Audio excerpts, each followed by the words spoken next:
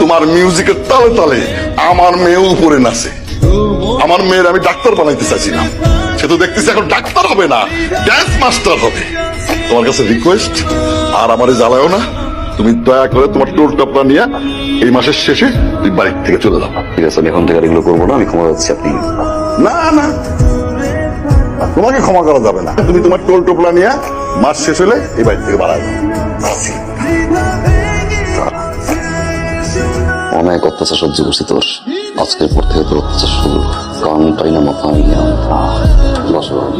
O thank you. Anika, happy anniversary. গত বছরের ঠিক এই দিনে 28 এপ্রিল নীল শাড়ি পড়াচ্ছে, তোমার পাশে ছিল তোমার ফ্রেন্ড নীল। একসাথে প্রেজেন্টেশন দিতে যাচ্ছিলাম। কোর্স LLBH 3812 প্রেজেন্টেশন ছিল।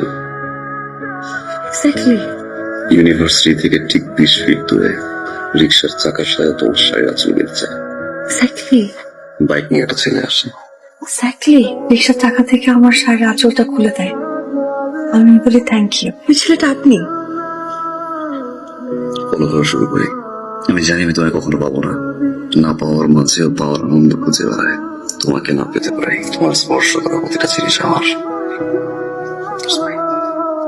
Happy anniversary. প্রতিটা ডেট ওর মুখস্থ, এত ভালোবাসি। আপনি যখন আমাকে এই কথাগুলো বলে গেলেন না, তারপর থেকে আমি পুরো অন্য দুনিয়াতে চলে গেছি। আমিও না আসলে ছেলের মতো কি সব কথা বলেই যাচ্ছে। কাজের কথা আসি। I love you. I love you too বলো। চলে গেলে বলো। মাথা খাইছি মানে সরি, মশা। সবটা আমার ভালো লেগেছিল। ঠিক একইভাবে এই কথাগুলো আমাকে বলছিল। 7 বছর পর আমাকে বিদায় দিয়ে বাপের পছন্দ করা ছেলেকে বিয়ে করলো, যে কিনা স্টাবলিশড। সব মেয়ে এক। আমি তো সবার মতো না।